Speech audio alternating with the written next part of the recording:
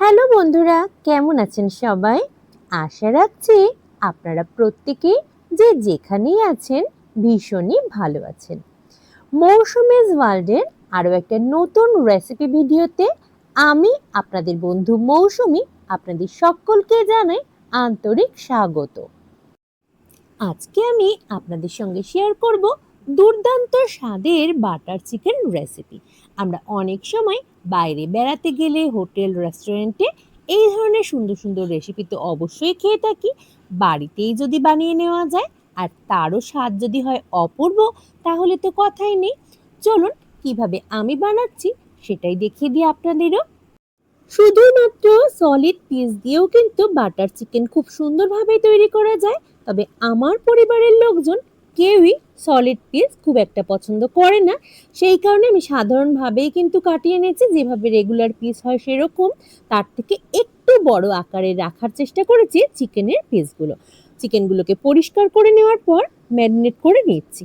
ম্যারিনেশনের জন্য ব্যবহার করছি স্বাদ অনুসারে লবণ, পরিমাণ মতো হলুদ, আদা রসুনের পেস্ট 2 চামচ পরিমাণ, জল ঝরানো টক দই 70 গ্রাম মতো, আর সাথে নিয়ে নিয়েছি কাশ্মীরি লঙ্কার গুঁড়ো এবং লাল লঙ্কার গুঁড়ো। সমস্ত উপকরণগুলো দিয়ে আমি মোটামুটি 1 ঘন্টা সময়ের জন্য ম্যারিনেট করে রেখে দেব রেস্টে। এবার আমি নিয়ে নিয়েছি একটা কড়াই, আর তার মধ্যে নিয়ে নিলাম অল্প কিছু পরিমাণ সাদা তেল। তেলটাকে প্রথমে ভালোভাবে গরম হতে দিয়েছি। তেলটা কিন্তু গরম হয়ে গেছে। এবার দিয়ে দিলাম একটা চিড়ে নেওয়া তেজপাতা, কিছুটা দারুচিনি যেটা আমি টুকরো করে নিয়েছি, 4টে এলাচ এবং সাথে দিয়ে দিলাম 2টো জয়িত্রীর ফুল। এই সমস্ত উপকরণকে মিনিট খানেক সময় ধরে ভেজে নিলাম, যতক্ষণ না এই মশলাগুলোর ভাজার একটা সুন্দর গন্ধ বের হচ্ছে।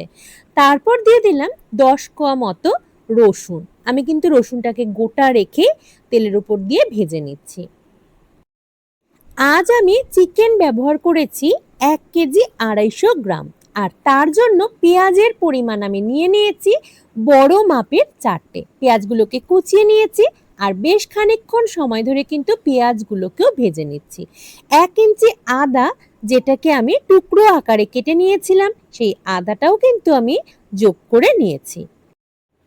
মিনিট 7 সময়ের জন্য মিডিয়াম ফ্লেমে সমস্ত উপকরণগুলোকে একটু ভেজে নেওয়ার পর এর সাথে যুক্ত করে দিলাম 2টো টুকরো করে কেটে নেওয়া টমেটো। এটাকে কিন্তু বেশ খানিকক্ষণ সময় ধরে আমি কষাবো, যতক্ষণ না টমেটোটা খুব ভালোভাবে সেদ্ধ হয়ে আসছে।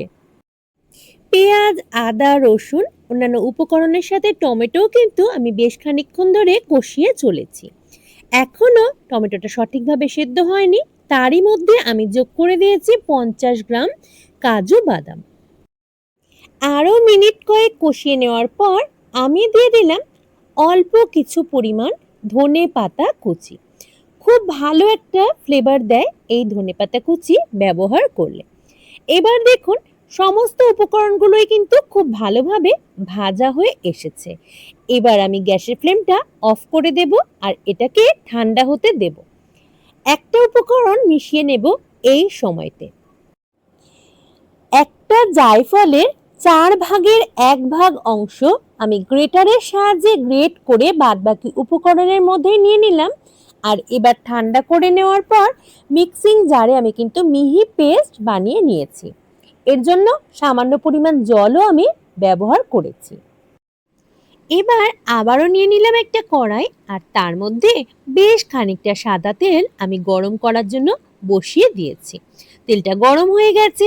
এবার আগে থেকে ম্যারিনেট করা সম্পূর্ণ চিকেনটাই কিন্তু মশলা সহ আমি নিয়ে নিচ্ছি, আর এই অবস্থায় আমি গ্যাসের ফ্লেমটা হাইতে রেখে বেশ কিছু সময়ের জন্য এই চিকেনের পিসগুলোকে খুব ভালোভাবে ফ্রাই করে নেব। এই সময় কোনো কারণে আমরা যদি মিডিয়াম টু লোতে রাখি গ্যাসের ফ্লেমটা, তাহলে কিন্তু যেহেতু টক দই দেওয়া রয়েছে চিকেনের মধ্যে, জল কাটতে শুরু হবে, ভালোভাবে ভাজা একেবারেই করা যাবে না, আর খেতেও টেস্টটা সঠিক আসবে না। বেশ কিছু সময় ধরে এই চিকেনের পিসগুলোকে আমি হাই ফ্লেমে ভেজে নিচ্ছি, আর সাথে খুন্তির সাহায্যে মাঝে মধ্যে একটু উল্টেও দিচ্ছি। চিকেন পিসগুলো কিন্তু সুন্দর কালার আসতে শুরু করে দিয়েছে। এবার আমি ধীরে ধীরে তেল ঝরিয়ে সমস্ত চিকেন পিসগুলোকে তুলে নেব। আগে থেকেই 1 ঘন্টা সময়ের জন্য টক দই এবং সাথে আরো অন্যান্য উপকরণ দিয়ে আমি চিকেনটাকে ম্যারিনেট করে রেখেছিলাম। এই মুহূর্তে চিকেনটাকে খুব ভালোভাবে ভেজেও নিয়েছি। চিকেনটা অনেক সুন্দরভাবে নরম হয়ে এসেছে। চিকেন পিসগুলোকে তুলে নেওয়ার পর যতটুকু তেল অবশিষ্ট রয়েছে রান্নাটা আমি তাতেই করব। আপনারা চাইলে সামান্য পরিমাণ তেল যোগ করে দিতে পারেন, তবে আমি আর করছি না। আমি দিয়ে দিলাম একটা বাটারের কিউব। বাটারটা সম্পূর্ণভাবে গলে যাওয়ার পর আদা, রসুন, পেঁয়াজ, কাজু এই সমস্ত উপকরণ মিশিয়ে আমি যে পেস্টটা বানিয়ে রেখেছিলাম সম্পূর্ণ পেস্টটাই আমি রান্নায় যোগ করে দিলাম। খুব ভালোভাবে মিনিট 5 সময় ধরে কষিয়ে নেব। আগে থেকেই যেহেতু এই সমস্ত উপকরণই ভালোভাবে আমি ভেজে নিয়েছিলাম, তাই এই পর্যায়ে অনেক বেশি সময়ের একেবারে প্রয়োজন নেই। এই মুহূর্তে বেশ কিছু উপাদান আমি একে একে যোগ করে দিচ্ছি। যোগ করে দিলাম 1 চামচ পরিমাণ ধনে গুঁড়ো, 1 চামচ পরিমাণ জিরে গুঁড়ো, সাথে দিয়ে দিলাম লাল লঙ্কার গুঁড়ো। গ্রেভির কালারটা সঠিক আসার জন্য আমি 1/2 চামচ পরিমাণ হলুদ রান্নায় যোগ করে দিলাম। চিকেন ম্যারিনেশনের জন্য আমি কিন্তু যথেষ্ট পরিমাণ লবণ ব্যবহার করেছিলাম, তাই সেই বুঝেই লবণ এবং কাশ্মীরি লঙ্কার গুঁড়ো আমি রান্নায় এই পর্যায়ে যোগ করে দিচ্ছি। খুব ভালোভাবে একবার মিশিয়ে নেব। এই মশলাটা কিন্তু খুব ভালোভাবে কষানো হয়ে গেছে। গ্রেভিটা যত পাতলা বা গাঢ় রাখবো সেই অনুপাতেই রান্নায় আমি জলটা যোগ করব, তাই বেশ কিছু পরিমাণ জল গরম করবার জন্য আমি বসিয়ে দিয়েছি। আগে থেকে ভেজে তুলে রাখা চিকেন পিসগুলো সম্পূর্ণটাই এবার আমি রান্নায় যোগ করে দিলাম। মশলা সহ বেশ কিছু সময়ের জন্য আমি কষিয়ে নেব মিডিয়াম ফ্লেমে। এই সময় ফ্লেমটা যদি হাই রাখা হয় তাহলে কিন্তু মশলাটা পুড়ে যেতে পারে। মিনিট 5 সময়ের জন্য মশলা সহ চিকেনটাকে আমি কষিয়ে নিয়েছি মিডিয়াম ফ্লেমে। এই বাটার চিকেন রেসিপির জন্য অন্যতম একটা উপাদান হলো কিন্তু ফ্রেশ ক্রিম। তবে আজ আমি ফ্রেশ ক্রিম ব্যবহার করছি না। দুধের সর আমি বেশ অনেকটা পরিমাণ নিয়ে নিয়েছি, আর তার মধ্যে কয়েক দানা চিনি দিয়ে সেটাকে খুব ভালোভাবে ফেটিয়ে সেটাই ব্যবহার করব ফ্রেশ ক্রিমের পরিবর্তে। এতেও কিন্তু স্বাদটা অপূর্ব সুন্দর হয়ে থাকে।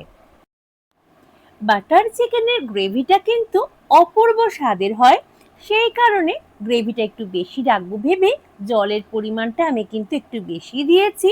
আপনারা চাইলে এটা কমিয়ে বা বাড়িয়ে নিতে পারেন। এই পর্যায়ে আমি 1 চামচ পরিমাণ কাসুরি মেথি রান্নায় যোগ করে দিলাম। মিনিট কয়েক সময়ের জন্য জাল হতে দেব। আর আগে থেকেই আপনাদের আমি দেখিয়ে দিয়েছি বেশ কিছুটা পরিমাণ দুধের সর, যার মধ্যে কয়েক দানা চিনি মিশিয়ে আমি ফেটিয়ে রেখেছিলাম। ফ্রেশ ক্রিমের পরিবর্তে এটাই কিন্তু আমি রান্নায় যোগ করে দিলাম। ফ্রেশ ক্রিম ব্যবহারও অবশ্যই করতে পারেন আপনারা, তবে যদি এভাবে দুধের সরও ব্যবহার করেন তাতেও কিন্তু স্বাদের তারতম্য ঘটবে না, অপূর্ব লাগে খেতে। আমি খুব ভালোভাবে মিশিয়ে নিচ্ছি সমস্ত উপকরণগুলো। এতক্ষণে চিকেনটাও কিন্তু খুব ভালোভাবে সেদ্ধ হয়ে গেছে, যেহেতু আগে থেকেই ম্যারিনেট করা ছিল, সাথে আমি ভেজেও নিয়েছি, তাই এই পর্যায়ে চিকেনটা রয়েছে একেবারে সফট। গ্যাসের ফ্লেমটা অফ করার আগে আমি রান্নায় যোগ করে দিলাম একটা বাটারের কিউব। খুব ভালোভাবে বাটারটাকে মেল্ট হতে দেব, আর তারপরে কিন্তু গ্যাসের ফ্লেমটা দেব অফ করে, কারণ আমার রান্নাটা সম্পূর্ণ হয়ে গেছে পরিবেশনের জন্য। আজকের রেসিপি ভিডিওটি কেমন লাগলো আপনাদের অবশ্যই জানাবেন কমেন্ট করে। যদি ভিডিওগুলো ভালো লাগে আমার, তবে লাইক করতে ভুলে যাবেন না। যারা প্রথমবার দেখছেন মৌসুমীজ ওয়ার্ল্ডকে, আমি অনুরোধ করব সাবস্ক্রাইব করে পাশে থাকবার জন্য। আন্তরিকভাবে ধন্যবাদ জানাই আমার সকল বন্ধুদের। আপনাদের অনুপ্রেরণাই কিন্তু আমাকে আগামীতে আবারও নতুন ভিডিও তৈরিতে অনেক বেশি উৎসাহিত করে, তাই আপনাদের অবশ্যই পাশে চাই। আজ এই পর্যন্তই। নতুন ভিডিও নিয়ে আপনাদের সামনে হাজির হব খুব তাড়াতাড়ি। সকলে খুব ভালো থাকবেন আর সাথেও থাকবেন।